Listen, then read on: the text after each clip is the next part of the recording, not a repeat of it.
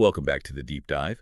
We are continuing our journey through the MPEP, the Manual of Patent Examining Procedure, and we're deep inside Chapter 2300 on interference and derivation proceedings. And if you're trying to wrap your head around the old pre-AIA first to invent system, today is absolutely critical. We are tackling Section 2305, requiring a priority showing. This is not just some piece of paperwork. It's more like a procedural landmine, a checkpoint designed to stop patent fights before they even start. That's really the mission for you, the learner, today. We're going to dissect the rule that forces a party, the one who looks like they lost the race to the patent office, to show their cards. They have to produce actual evidence of their invention date before the USPTO will even declare a formal interference. Okay, let's unpack this, specifically when a patent applicant is seemingly junior to an existing patent or publication. What's the trigger here? How do we even know who has to make this showing? It all comes down to timings, specifically a concept called constructive reduction to practice, or CRTP. The whole process kicks in when an applicant's earliest CRTP, think of that as their official stake-in-the-ground date, is later than the date of a competing patent or application. So if your paperwork came in after the other parties, you're the junior party. In this context, yes. And it's not always just the U.S. filing date, right? You have to look at the effective date. It could be an earlier priority claim from, say, a provisional or even a foreign filing. That's what really defines the race. And if that situation exists, if you're the latecomer, MPP Section 2304.04 makes the examiner's next step mandatory, they must require a showing of priority. There's no discretion there. It's a filter built right into the system. Let's try to ground this with an example, because these dates can get confusing. Let's say we have application L filed in the U.S. in June 2001.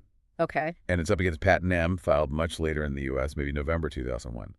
So your first thought is, okay, L is the senior party. They filed first. Right. That's the instinct. But what if patent M claims priority to a foreign application from, say, December 2000? Now everything changes.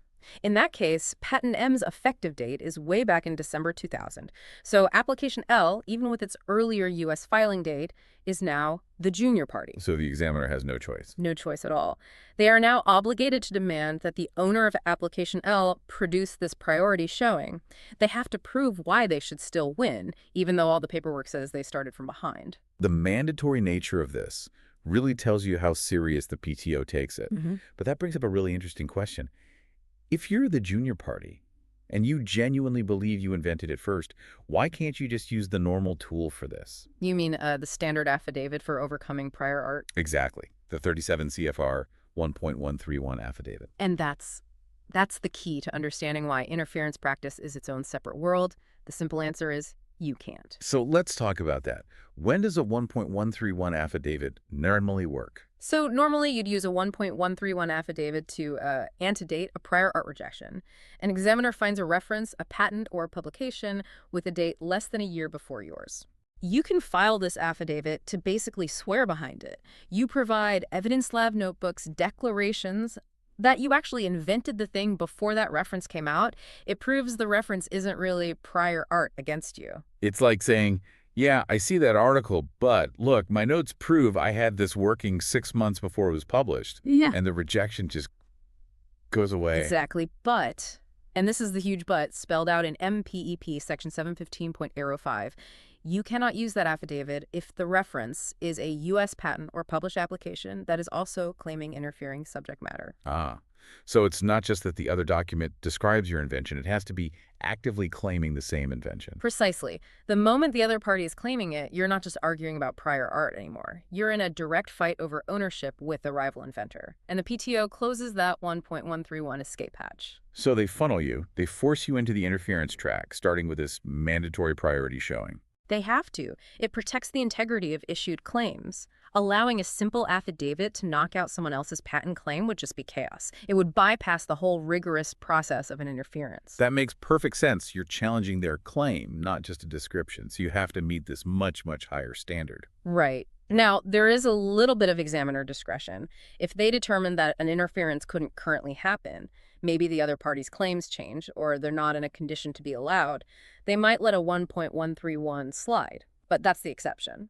If the claims clash, you're on the path to a priority showing. Okay, let's pivot to the gravity of that showing, because it's clear this isn't just a form you fill out.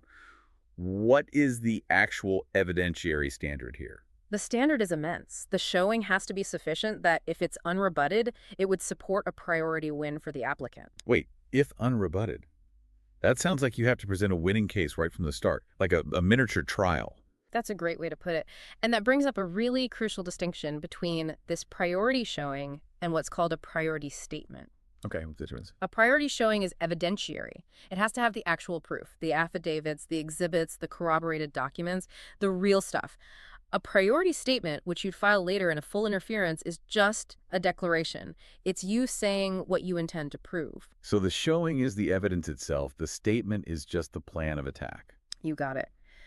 With this showing, the junior party is being forced to lay out their entire opening argument with all the supporting evidence before the fight is even officially declared. That's a staggering requirement. What does that evidence have to include? Well, under 37 CFR 41.202e, it's not just your inventor's word. You need detailed proffers explaining what the evidence is and how it proves priority. And get this, if you think you'll need discovery tools like interrogatories or depositions to make your case, you have to include those requests in the showing, along with an explanation of what you expect to get from them and why it's essential to proving your case. So you have to predict what you'll need from your opponent before you've even started discovery. Yeah. You have to prove you'll win using evidence you might not even have yet. That's the rigor of it. And the courts have backed this up. Cases like Kistler v. Weber and Houston v. Ladner show that the board expects a complete, coherent, corroborated story right up front.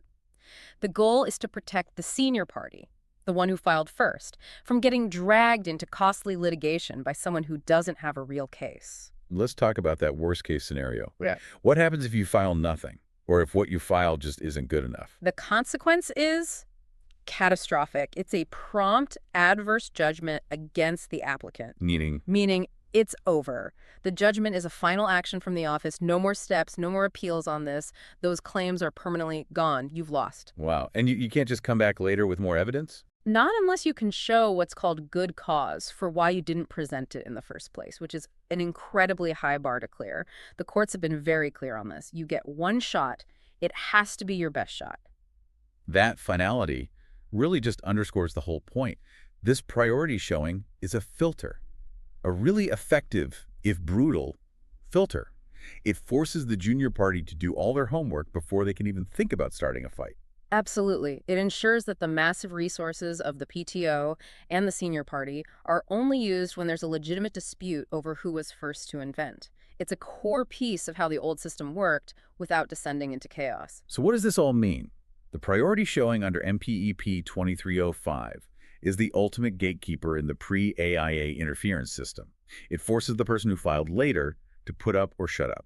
You have to bring trial-ready evidence to the table, not just an intention to fight. Right, and it's really a moment of truth where your due diligence, all the work you did documenting your invention process, determines whether you even get to proceed or if you just suffer a permanent adverse judgment right there.